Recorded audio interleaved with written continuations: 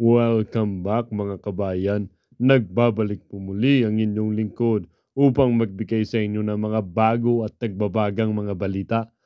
Hindi na nga nakapagpigil pa si Senator Pia Cayetano sa pinaggagawa ng mga tongreso sa ating bansa at tila ba kino-question ng todo ang mga ito kung bakit ba kasi ang kakapal ng mukha nila at bakit daw ba pinipilit ng mga tongreso na ito na ipasa ang batas, ang charter change bill or ang Chacha Bill. Ang sumbat naman ng mga Kongreso ay bakit din daw ba ayaw ng Senado na maaprubahan ito. Takot ba kayo dahil magiging mas mataas kami kaysa sa inyo? Grabe na talaga ang Kongreso ngayon. Gagawin ng lahat upang makontrol ang gobyerno upang mas malaki ang kanilang mananakaw. Para sa buong impormasyon, panoorin ang buong video. At kung bago ka pa lamang sa aking channel, huwag kakalimutang mag-subscribe. Welcome back mga kabayan. Nagbabalik po muli ang inyong lingkod upang magbigay sa inyo ng mga bago at nagbabagang ang isyung ito ay naging usap-usapin din sa social media. Merong isang netizen na nagsabi, I hope one day the Philippines become peacefully and the government change their mind if how to manage the Filipinos. Indeed, I'm very insecure to other country that had a peaceful life and good environment. Sabi din ng isang netizen, ang i-emphasize nyo po ay mawawala ang check and balances, hindi yung sinasabi na gustong buwagin ng Senado, which is yun naman talaga ang gustong mangyari ng mababang kapulungan. Pero ang mawawala talaga ay ang strong back and balances para diong mabuso ang mga departamento ng gobyerno. Binalasubas na yan noong nakaraang gobyerno. Huwag nang babuyin ngayon at ang konstitusyon na ang pawang nasa utak ng politiko ay manatili sa pwesto at makapangurakot pa ng mga husto. Maawa naman kayo sa taong bayan ng ginagago nyo. Sabi din ng isang netizen, ang i-emphasize nyo po ay mawawala ang check and balances, hindi yung sinasabi na gustong buwagin ng Senado, which is yun naman talaga ang gustong mangyari ng mababang kapulungan. Pero ang mawawala talaga ay ang strong back and balances. Sabi din naman ng isang netizen, mabuhay ang Senado. Sana po ay walang atras sa inyo sa paghimay ng binabalak ng Congress ngayon kasi kung pakiramdaman mo ng ibang heading na kung ayun na mulang matutulad sa eroplanong na hijack na sa halip sa Italy ang final destination naglanding sa Afghanistan. Kaya saludo po kami sa inyo, Senators. Kayo po ay binoto ng mga Pilipino mula Apari hanggang Sulu. Huwag po kayong magpalupig sa congressman na binoto lang sa isang distrito. Ang nakasaad dito, teka. Ito yung mga bagong nakalagay pa sa wikang English. English pa. English to, no? That we fully understand the proposition, its rationale, its advantages. O yun pa as lang well eh, as its- preposition, alam ho ba lahat ng taong ibig sabihin nun? Yung Kaya salitang rational, alam ho ba natin lahat yon? Kasi kahit ako magtatanong ako na ano yun, di ba? Kasi malalim ho ang English. Pero Mala- tuloy niyo po, kasi I really want to hear it eh. Kung pwede niyo ituloy. Ang nakasaad po rito, Ginoong Pangulo, if I may read, amendments or revision. We fully understand the proposition, its rationale, its advantages, as well as its consequences and effects, as we have read the full context and contents thereof, which were explained to us in our dialect, in a language known to us. We know that our signatures constitute our approval of the proposed constitutional amendment and consent to the filing of the instant petition. Further, we hereby authorize Attorney Anthony A. Abad et al. To cause the filing of the petition and perform any and all acts necessary in furtherance thereof. Now, nakalagay province blank, city blank, legislative district, barangay blank. Ito. May blanco. Ginoong Pangulo, bilang isang ordinaryong mamamayan na hindi po nakapag-tapos ng pag-aaral, malamang hindi po nila maintindihan ito. At sinasabi nila ay binibrief daw sila sa lingwahe na alam nila. Katulad ng siguro Tagalog, kung Bisaya sila, sa lingwaheng Bisaya, ganun ang siguro ang nangyayari dito sa pagpapapirma rito sa ating mga kababayan? Kasi tayo, Mr. President, mismo ang mga bills natin, kahit sabi mong 3 pages lang, maiksi lang yun, di ba? 3 pages. Inaabot din tayo ng 3 buwan ng debate kasi bawat salita na nandun, merong possible na, yun nga, merong outcome yun, whether positive, negative. So yung binasa mo kanina na naiintindihan lahat ng ano yun, advantages and disadvantages, kahit ako, sa totoo lang abogado ko, buwan-buwan ang kailangan kong oras para maintindihan ko ang advantage and disadvantage ng isang amendment sa Constitution. Bibigyan kita ng halimbawa. Pili tayo ng isang medyo controversial, yung pag-aari ng dayuhan sa lupa. Lupain. Okay, example. So, ang simpleng mga posisyon dyan ay ayaw dahil ang lupa para sa Pilipino. Okay? Tapos yung kabila naman posisyon, gusto kasi pagka pwedeng bumili daw ang dayuhan, dadami ang negosyo, papasok ang investment. Dadami ng trabaho. Diba? Pero ang daming in-between natin pag-uusapan niya, o sige, gano'ng karaming trabaho? O sige, ilan naman ang mawawalan ng lupa?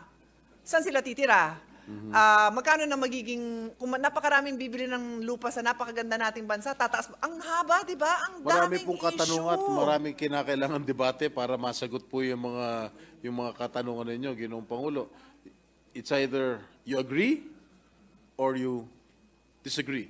And with nagkaroon ba ng enough time na pag-usapan yun? Yun ang talagang tanong ko. Kasi for it to be a true people's initiative, yung sinabi nila doon, pagpirma nila na naiintindihan nila lahat ho ng advantage at disadvantage. Yung kunyari, yung lupa na minana nila sa lolo't lolo pa nila, kadalasan pa yan, hindi pa titulado, di ba, pag nasa Yes, probinsya.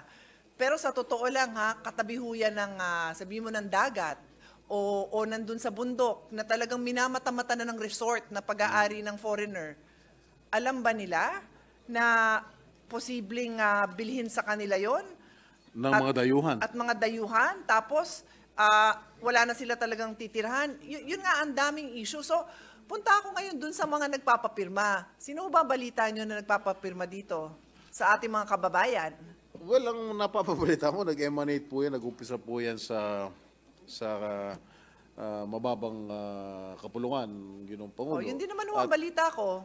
At hindi ko po alam kung sino ang nagbe-brief sa kanila, kung sino ang nagpapapirma sa kanila. Wala po akong alam o wala po akong idea kung sino talagang kung totoo man kung may nagbe-brief sa kanila. Wala po akong alam kung paano nila binibrief yung mga taong pinapipirma nila ng papel na yan. Ngayon, kung nagpapapirma sila, ano naman itong balita na yung pagpirma nila may kasamang release po ng mga pondo ng gobyerno na supposed to be ito ay mga financial assistance? Yan ang dapat natin imbestigahan, Ginoong Pangulo, dahil nagpalabas na rin po ako ng press statement na sinabi ko that is unethical and at the same time illegal. Dahil pag magpapapirma kayo using government funds, talagang labag po sa batas yan. And I don't think COMELEC will entertain that kind of an idea. Kapag malaman at kapag may prueba na ang pagpirma ng isang botante ay may kalakip na 100 piso o 200 piso, labag po yan sa ating batas. Kaya kinakailangan siguro talagang imbestigahan kung itong mga bali-balitang lumalabas sa radyo, telebisyon, na merong kalakip na 100 kada pirma, dapat talaga po ay ipagbawal yan at ihinto talaga yan, Ginoong Pangulo. Mr. President, sa pagkakaalam ko, yung mga financial assistance na nanggagaling sa iba-ibang agencies of government, yung DSWD funds, Okay. tawag ay AIX, tapos yung galing sa DOH na MAIP, no, yung mga acronym niyan. And then sa DOLE is TUPAD, di ba ganon? Kaya binibigay yon dahil may pangangailangan, hindi dahil sa may Yan, papipirmahan. tulong po sa taong bayan yun. Tulong sa taong Diretso bayan. sa taong bayan yun.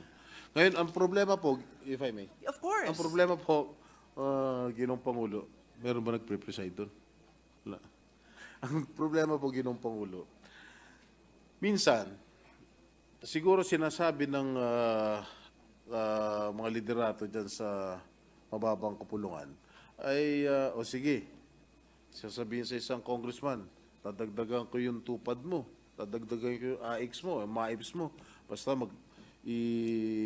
magpapirma ka ng more than 3% sa yung distrito. Kung, siyempre, yung congressman, beholden dun sa leader, at siyempre, makakatulong din sa kanyang political career, siguro papayag yun.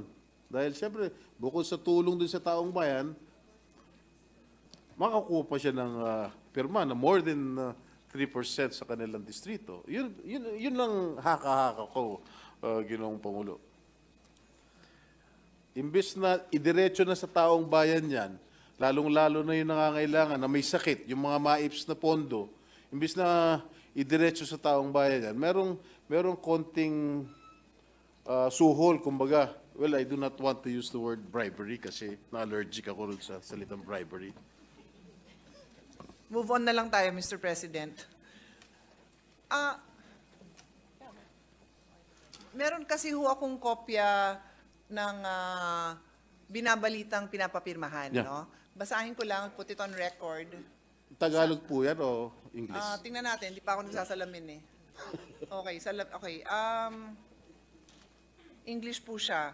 So sabi dito, similar dun sa sinabi nyo, no, na ang pipirmahan nila nakalagay, we are aware that the petition shall be filed with the Commission on Election for the proposal to amend, eto na, Article 7, Section 17, Article Section 17, yeah. 1, subparagraph 1 of the Constitution through the People's Initiative.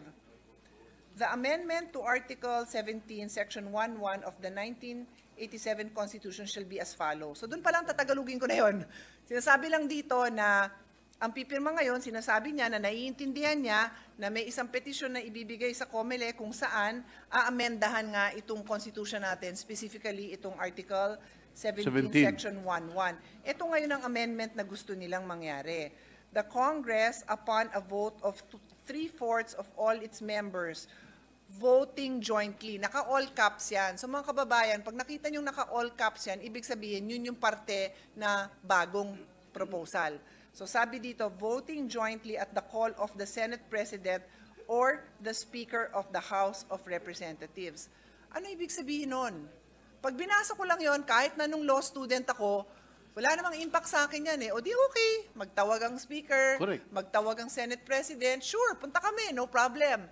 But because naaral na natin to, ako as a lawyer, but more importantly as a senator, and if not all, most of our colleagues here, familiar na sa issue na to, ang pinapalitan dyan is yung salitang voting jointly, kasi dati wala yan.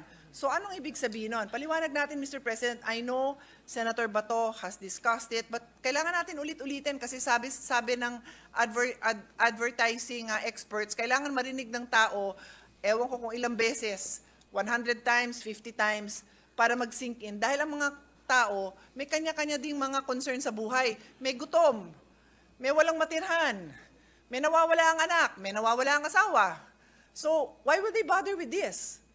So, we have to explain it again and again para malaman nila na yung mga pinapapirmahan nila sa kanila, eto ang laman. So, pag sinabi ngayon na voting jointly, ibig sabihin, ang patakaran sa Kongreso na ingrained na sa ating Constitution ever since the 1935 Constitution, binabago nila.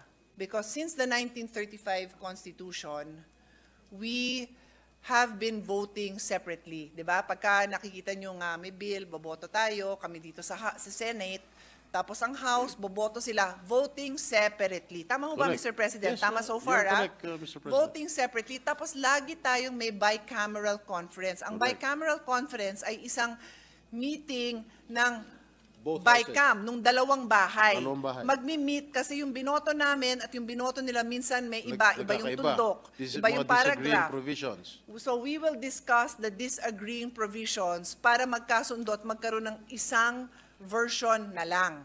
Correct. And yun na yung magiging final, di ba? Correct.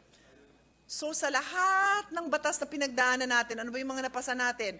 Mga tax measures, mga batas na nagbibigay proteksyon sa kababaihan, mga batas para sa senior citizens, mga batas na nagpapaganda ng trabaho, mga nagbibigay ng insentibo para gumaang ang trabaho, gumaang ang buhay.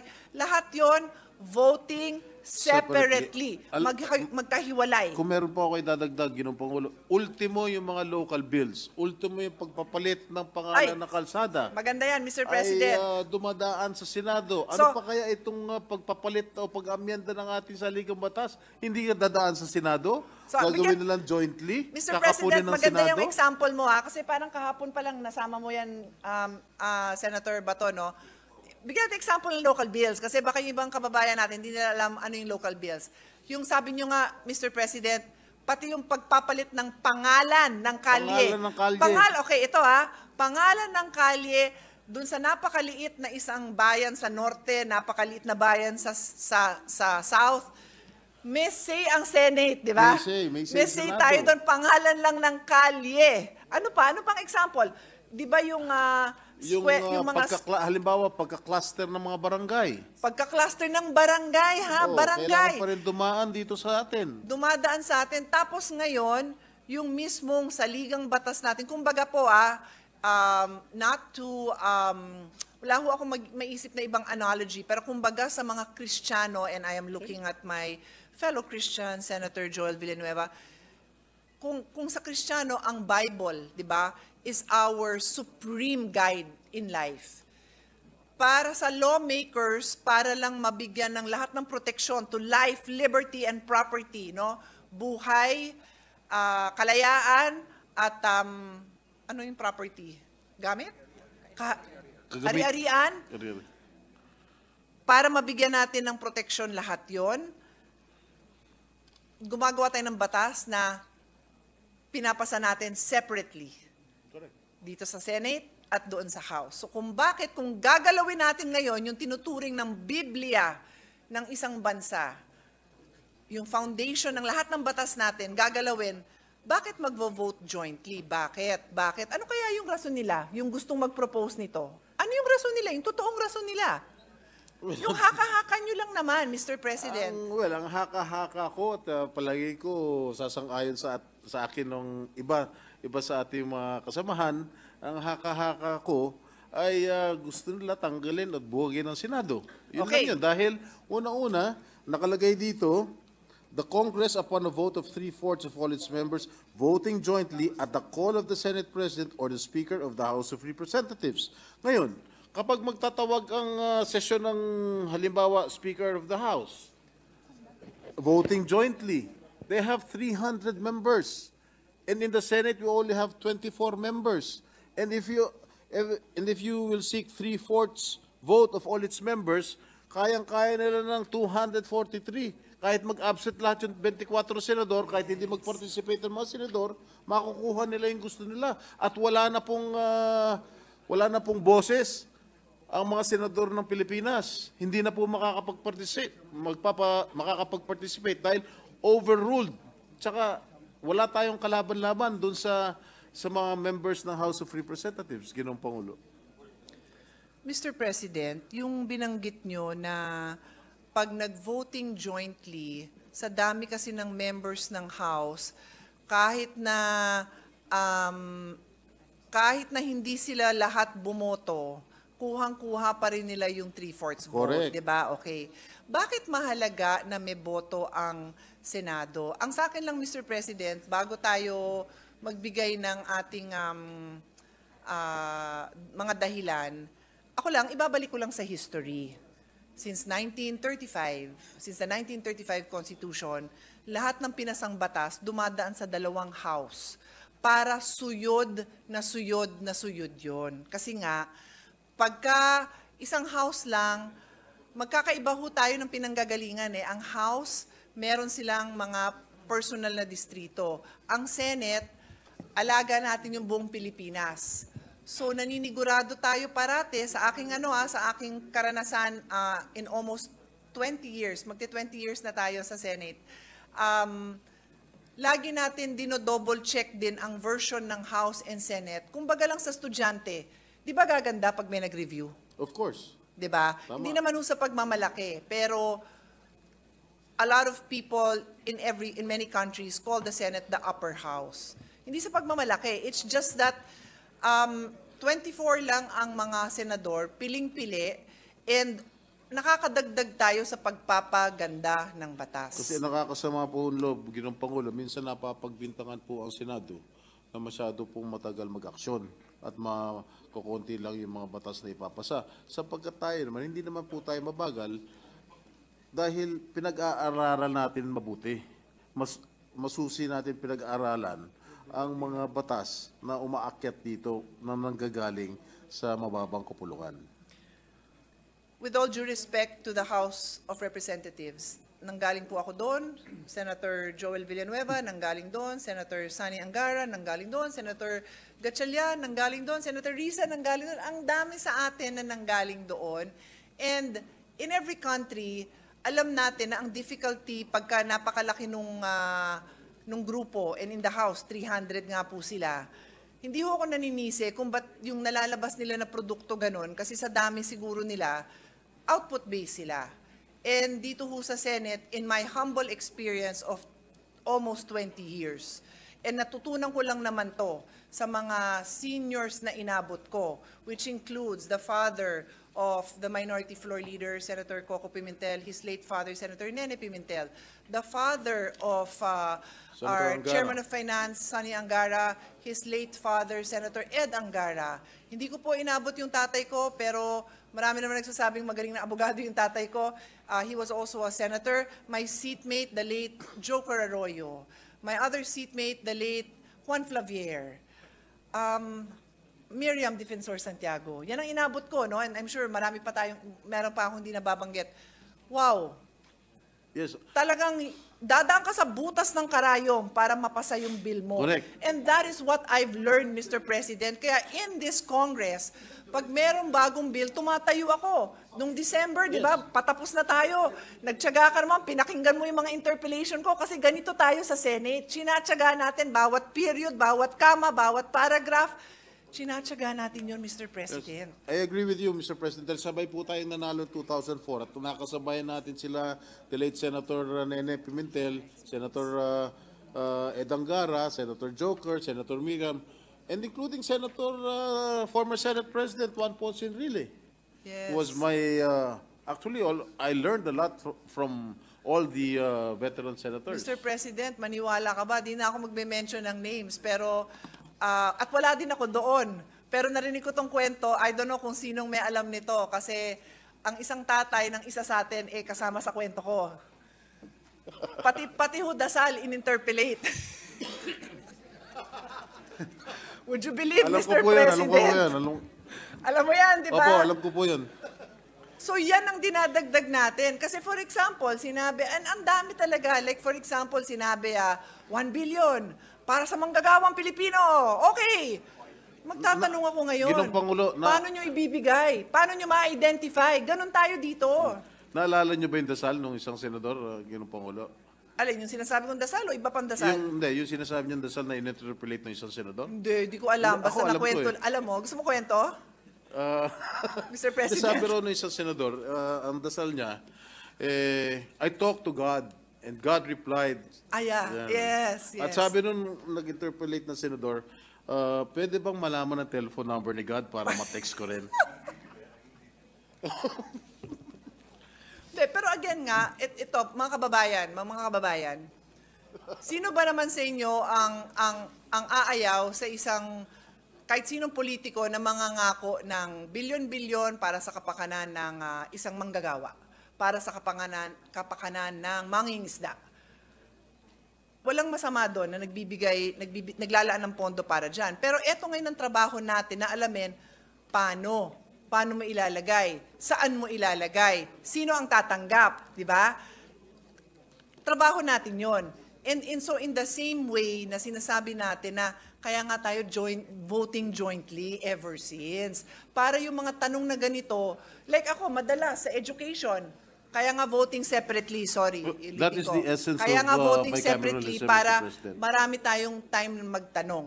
Kasi maganda man ang intensyon ng isang batas, pag hindi nasulat ng maayos, napakahirap nun for the agencies to implement and minsan kalokohan pa mangyayari. Correct.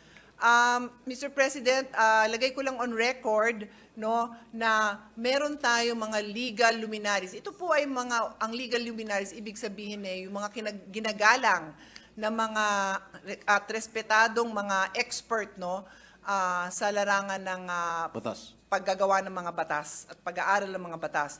So ito po ang ilan sa mga nagsasabing klarong-klaro naman ng intensyon sa Constitution at wag nang baguhin, laging voting separately. Isa po dyan si Christian Monsod na member of the 1986 CONCON. Ito po yung 1986 CONCON, mga kabataan. Ito po yung assembly nung time way back in 1986 nung ginawa yung 1987 Constitution. So sabi niya, noon pa lang nung time nila, yan na yung klarong intention. And then of course, Minority Floor Leader Drilon na matagal nating nakasama, naging Senate President din yan, very experienced. Father Joaquin Bernas, na kilala ng lahat ng law student dahil author, well, nagtuturo siya dati, pero naging author din siya ng libro na kahit na nung hindi na siya nagtuturo, inaaral ng mga estudyante ang kanyang libro. And then Supreme Court Chief Justice Davide. So ilan sila sa mga nagsasabing klarong-klaro na dapat voting separately. Mr. President, With the indulgence of Senator Cayetano, of course. I would like to just interject that, the framers of the Constitution really saw to it that we have a bicameral system. Yes. Precisely because our Senate is elected nationally, our constituency is elected nationally, therefore our perspective is on national in nature. So, in the House, as we know, we all came from there, we represent our districts. So that's why there should be a balance. That's why we really Correct. have to be voting separately. So for example, Mr. President, talon ako dyan sa binanggit ng ating presiding officer. Kayo po ay naging mayor, hindi ho ba? At kayo, kasama ng inyong minamahal na kapatid, ay naging mayor din, tama ho ba? At ang Nauna aking- po ako. Nauna kayo. Nauna.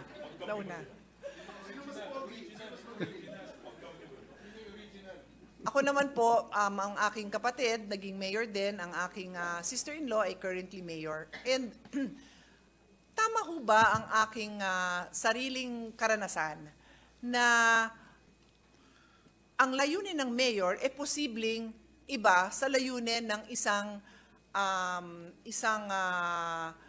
whether mambabatas ka or executive ka na buong bansa ang pananaw mo. For example, at yung dalawang kapatid ay hihingan ko ng opinyon.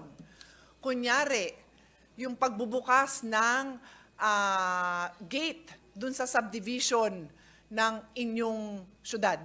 Green Hills, halimbawa. Ang tindi ng away niyan. Meron din yan sa Alabang. Ang tindi ng away niyan kasi sasabihin ng mga nakatira sa subdivision, kaya nga kami bumili ng bahay sa subdivision dahil gusto namin yung peace and order namin, nakokontrol namin, kaya nga kami may security guard, di ba? O ngayon, sasabihin naman ng national, hindi, kasi trabaho namin sa national is masiguradong ang access ng tao, yung traffic, mamanage namin, bubuksan namin yan. So, sa pag-iisip ko, talaga magkaiba ang perspektibo ng isang mayor dahil ipagtatanggol niya yung constituents niya and yung national. Wala akong sinasabing ito tama, ito mali, pero para maging maganda desisyon, nag-uusap lahat. Tama ho ba, Mr. Tama. President? Kailangan magkaroon ng consultation, first of all, among the mayor, the president of the Homeowners Association, and the representatives of the national government. Exactly. Kailangan magkaroon ng talakayan and magdesisyon kung sino ang mas makikinabang, kung yung kokonti lang o yung mas Yun na nga. nakakarami. And so I end well, at least temporarily, I am prepared to continue on Monday. I end my interpellation for today on that note na that's why nga andito yung Senate para i-balance yung mga local issues with the national issues. Tingnan kung yung barangay na ito na isinusulang ganito, hindi naman maepektuhan yung barangay o yung munisipyo at probinsya sa kabila. Yun ho ay ang ating trabaho para sa taong bayan, Mr. President. Mr. President, if I may add,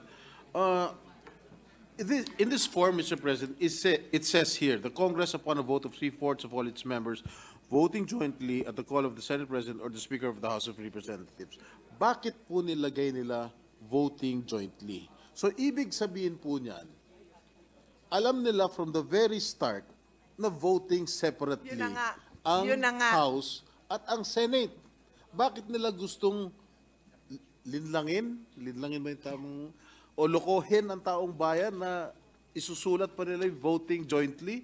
Hindi naman lang naintindihan ito. Lalo na yung mga taong mababang ang pinag-aralan. Kahit nga tayo, nagdidebate ng mahaba, kahit gusto niyo nang tumigil tayo, umahaba debate natin dahil So, nga, ibig sabihin yan, parang guilty naman sila na alam naman nila voting separately, bakit nila ilalagay voting jointly? Yan, hindi talaga tayo makakapayag niyan dahil mawawala tayo ng checks and balances dito sa ating bansa. And if I may, Mr. President, with the indulgence of my two colleagues, lalong-lalo na po kung dinadanggel yung pong ayuda, yung pong proyekto ng pamahalaan that our kababayans deserve, Mr. President. Nakakalungkot po, and just to put on record as well, because perhaps me and Senator Risa Ontiveros would be the only party list representatives na inelect din nationally, we cannot say na equal ang isang party list representative sa isang senador. Never. Ilang bang naboto nakukuha ng pinakamababang senador ngayon, Mr. President? 15 million votes, Mr. President. Ang Batanes, for instance, 6,000, 7,000 votes. You're a congressman? I don't have anything against Congress again, Mr. President. But can you really compare apples to oranges? Mr. President, it's ridiculous also. But for me, the most insulting is the fact that when our people ask to vote for their senators, they are aware of what they are voting for. National leaders po ito. National leaders. Hindi pang distrito. Hindi pang party list representative. And now, what will happen? Are we talking about disenfranchising our voters now?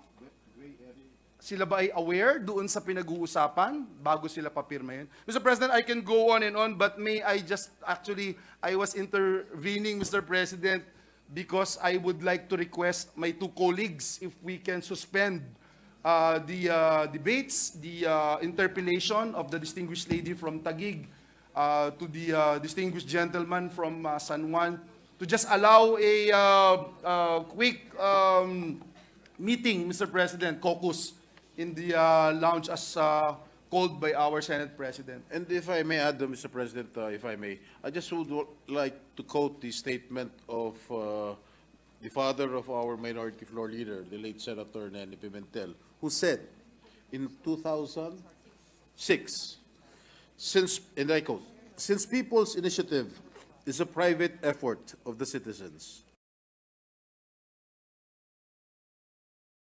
Sa napanood niyong video, mga kabayan, ano naman po ang inyong mga opinyon? Ang ating comment section ay bukas para sa inyong mga komento at reaksyon. Huwag kakalimutan, do not let your thoughts left unspoken. As citizen of this country, your opinions matter. Huwag pong mahihiyang magbigay ng inyong mga saloobin, mga kabayan. At syempre, huwag niyo din pong kakalimutan i-share ang video ito upang inyong mga kaibigan at kapamilya ay maging aware din sa kung anong nangyayari sa ating bansa. Huwag din kakalimutang mag-iwan ng like. Hanggang sa muli.